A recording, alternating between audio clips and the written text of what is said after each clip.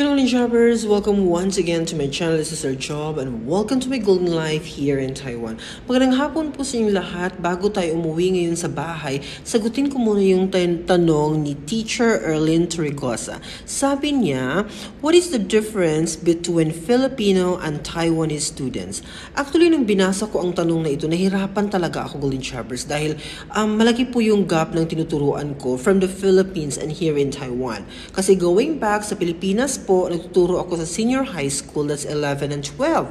Dito kasi sa Taiwan, nagtuturo ako sa junior high school and nakafocus pa talaga ako sa 7th grader. So, medyo nahirapan ako bang mag-analyze, pero mag-focus na lang tayo doon sa respect ng mga bata sa teachers.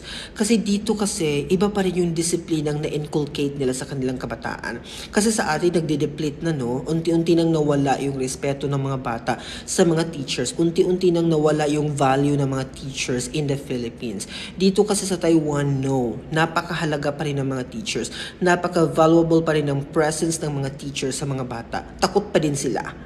Yes. Although hindi ko naman sila tinatakot or hindi naman sila tinatakot ng mga teachers, pero alam mo yung gap between the two. At saka yung mga teachers dito, napakamahal talaga nila yung mga estudyante. Siguro isa din yun sa reason bakit nagkakaroon talaga ng close connection yung mga bata sa mga teachers at napakataas ng tingin nila sa mga teachers. Kasi nga, as how the teacher deal with or interact with the students, napaka-professional din naman kasi ng dating. So I should say talaga na yung respetong nabubuo, no, between the teachers and the students, yun ang pinaka, I think, malaking kaibahan compare sa Philippines, sa ating bansa.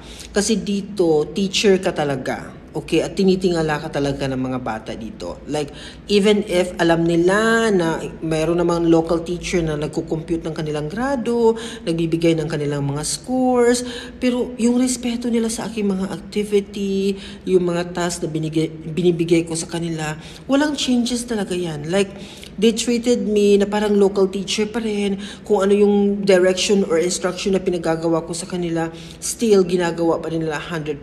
Effort, kung effort talaga yan. Kaya, masasabi ko na meron talagang respeto ang mga bata dito sa kanilang mga teachers.